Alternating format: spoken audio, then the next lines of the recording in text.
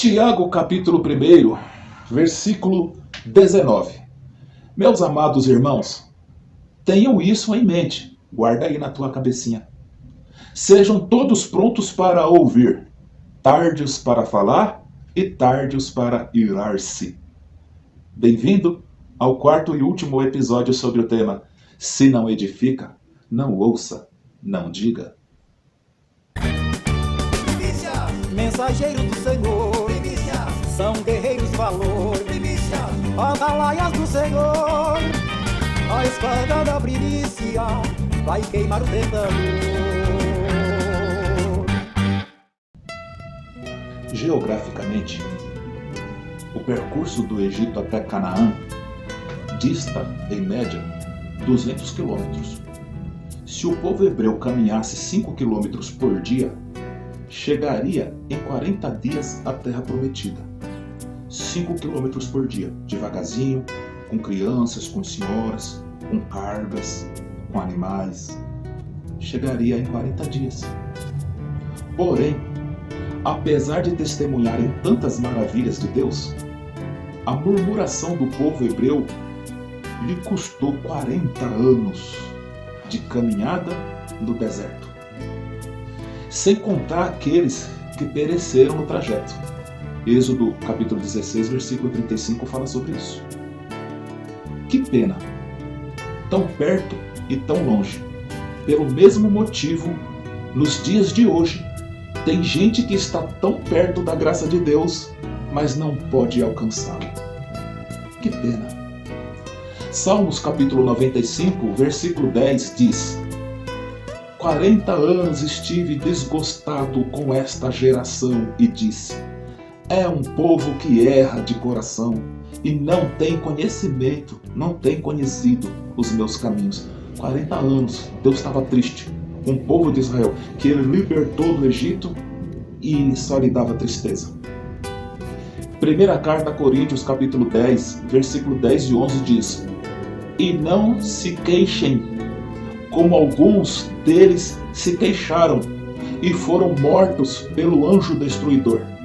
Essas coisas aconteceram a eles como exemplo e foram escritas como advertência para nós, sobre quem tem chegado o fim dos tempos. É profundo isso, irmão. Deixa eu te fazer uma pergunta. Quem é o teu verdadeiro acusador?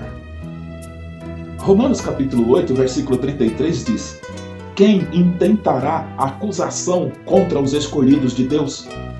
É Deus quem os justifica. Aleluia! Talvez alguém não entenda bem essa pergunta e logo responda: meu acusador é aquele irmão ali, ó. E ainda acrescenta: eu estou muito magoado por isso. Acusador é um dos principais adjetivos dados ao diabo. Porque aquilo de que ele nos acusa, muitas vezes fez parte de um real episódio obscuro de nossa vida pregressa e ele quer tirar proveito disso. Porém, toda vez em que o inimigo traz essa questão de volta à reminiscência, faz com que outros fiquem remoendo e se esqueçam que o acusado já foi perdoado. Já pagou o que devia. Passou obedientemente pelo processo disciplinar da igreja. Já foi lavado e remido pelo precioso sangue de Jesus.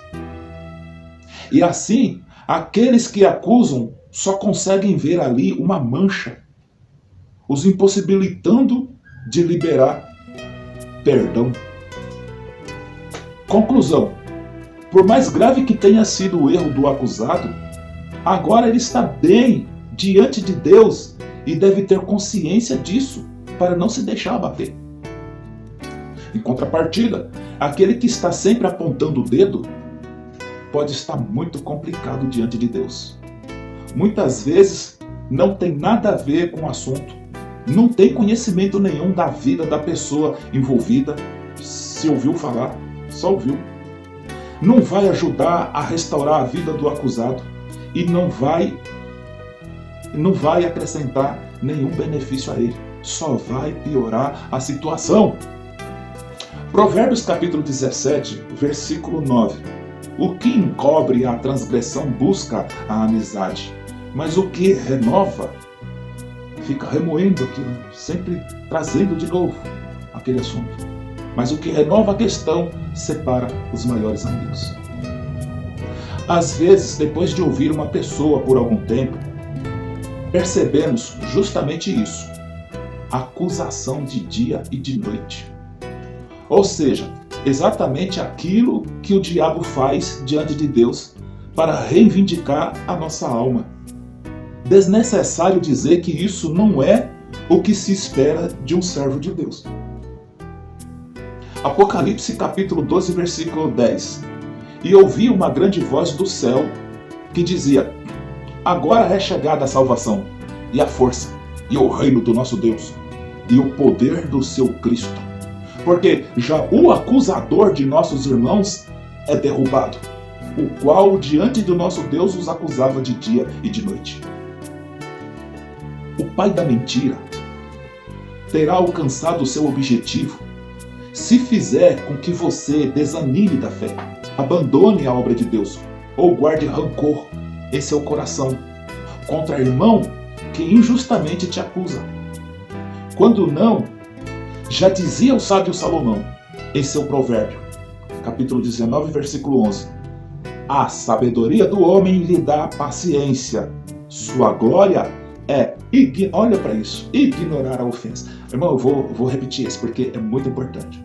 Quantas vezes as pessoas te fizeram mal, te ofenderam, você perdeu noite de sono, rejeitou a comida, não quis comer, ficou triste por dias, né? Aquela pessoa que falou besteira de você já nem se lembra mais, ela não está nem aí, ela está bem, e você aí, ó, magoado, triste, né?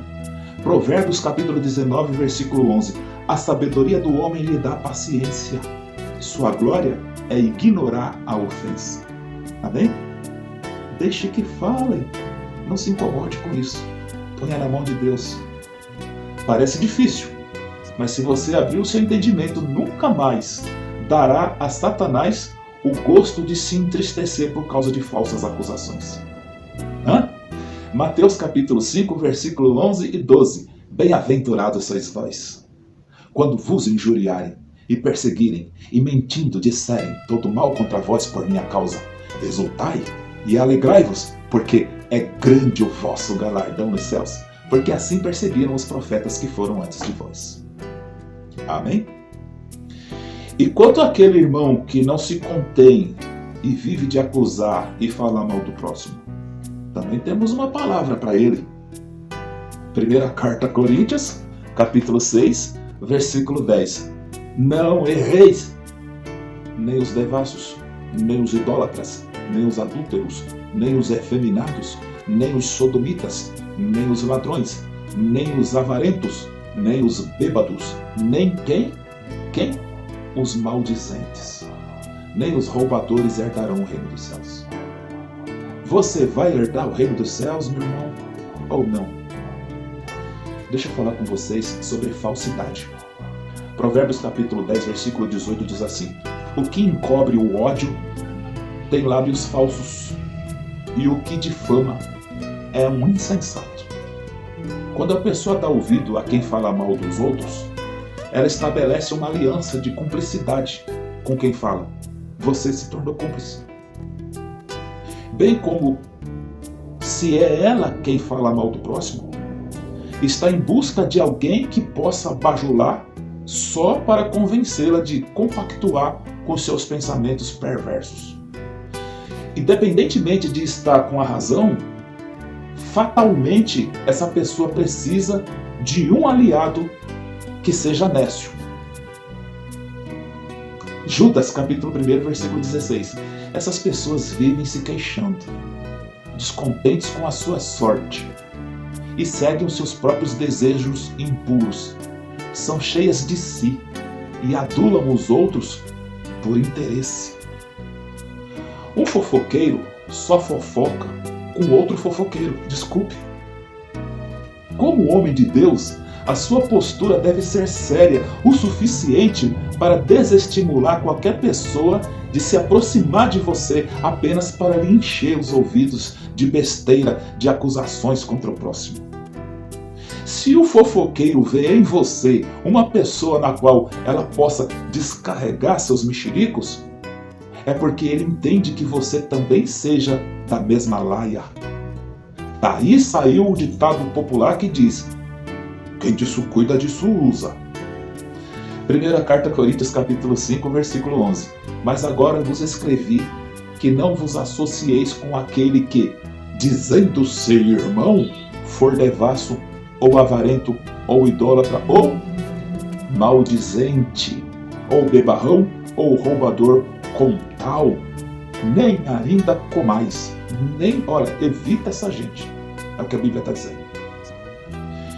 É muito comum que aquela mesma pessoa que fala mal dos outros para você, vá falar mal de você para os outros também. Este perfil de pessoa não é convertido, ele é disseminador de contendas, criador de facções dentro da Igreja de Cristo. Depois, quando vê os irmãos envolvidos em uma desunião entre si, ele tem uma sensação sombria e tenebrosa de satisfação e, com certeza, não farão menor esforço para desfazer a desavença que ele mesmo criou. Misericórdia, irmão. Salmo 62, versículo 4. Eles somente consultam como hão de derrubá-lo da sua posição elevada. Deleitam-se em mentiras. Com a boca bendizem, mas nas suas entranhas maldizem. Veja o que o Senhor diz sobre aquele que age com falsidade. Provérbios capítulo 26, versículo 18 ao 28. Como louco que atira brasas e flechas mortais, assim é o homem que engana o seu próximo e diz: eu estava só brincando, era brincadeira. Sem lenha, a fogueira se apaga. Sem caluniador, morre a contenda. O que o carvão é para a brasa e a lenha para a fogueira, o amigo de brigas é para atiçar discórdias. As palavras do caluniador são como petiscos deliciosos, descem saborosamente até o íntimo. Como uma camada de esmalte sobre um vaso de barro, os lábios amistosos podem ocultar um coração mau. Quem odeia disfarça as suas intenções com os lábios, mas no coração abriga falsidade. Embora suas conversas sejam mansas, não acredite nele, pois o seu coração, estou lendo a Bíblia, pois o seu coração está cheio de maldade. Ele pode fingir e esconder o seu ódio, mas a sua maldade será exposta em público. Quem faz uma cova, nela cairá. Se alguém rola uma pedra, esta rolará de volta sobre ele. A língua mentirosa odeia aqueles a quem fere, e a boca lisonjeira provoca ruína. Nossa, que palavra forte é essa, né? Veja também Salmos, capítulo 101, versículo 5. Farei calar ao que difama o próximo às ocultas. Não vou tolerar o homem de olhos arrogantes e de coração orgulhoso. Deus falando. Jeremias capítulo 9, versículo 8 ao 9. A língua deles é uma flecha mortal. Eles falam traiçoeiramente. Cada um mostra-se cordial com o seu próximo, mas no íntimo lhe prepara uma armadilha. Deixarei eu de castigá-los? Pergunta o Senhor. Não me vingarei de uma nação como essa? Não existe corrupto sem corruptor. Não existe fofoca sem aquele que conta, aquele que ouve e aquele que espalha. A fofoca que denigre a moral de outrem é um tipo de crime capaz de gerar outros, porque não se sabe qual o vulto que toma, as reações que pode causar. Provérbios capítulo 25, versículo 18. Martelo, espada e flecha aguda é o homem que profere falsos testemunhos contra o seu próximo. Há um jargão comum no meio jurídico que diz: tudo o que você disser poderá ser usado contra você no tribunal. Não é assim? Portanto, não fale demais sobre sua vida para quem você pouco conhece. Muito menos fale da vida alheia. Nem dê ouvido a tudo que se fala sobre os outros e toque sua vida em frente, pois as coisas muito mais importantes com as quais você deve se ocupar.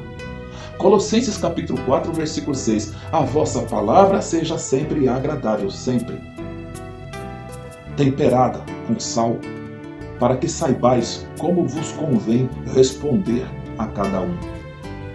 Ninguém espalha fofoca inocentemente. Quem, de qualquer forma, faz avaliação superficial ou divulga opinião alheia, que deprecia alguém pelas costas, é de baixo nível, não vale mais do que o que fala. Provérbios capítulo 12, versículo 18. Há palavras que ferem como espada, mas a língua dos sábios traz a cura. Você está recebendo a cura aqui? É o 4º episódio. Diga que sim, em nome de Jesus. O fofoqueiro tem pouco caráter. E, se bem analisado, desculpe, não tem nenhum valor. Quem tenta se colocar numa posição vantajosa, diminuindo as pessoas, é fraco, é covarde. Ainda que em tom de brincadeira, as palavras do fofoqueiro podem provocar uma tragédia. Primeira carta a Coríntios, capítulo 1, versículo 10. Rogo-vos, porém, irmãos, pelo nome de nosso Senhor Jesus Cristo, que digais todos uma mesma coisa, e que não haja entre vós dissensões. Antes, sejais unidos em um mesmo pensamento, em um mesmo parecer. Magoar certas pessoas é como amassar uma folha de papel. Tente desamassá-la depois, ela nunca mais voltará a ser a mesma. Antes de falar mal, ensine o que você sabe. Deus quer que usemos a nossa boca para abençoar, não para machucar e destruir. Nossas palavras devem refletir o amor de Deus. Portanto, se não edifica, não ouça, não diga. Deus abençoe a todos. Fiquem na paz do Senhor Jesus.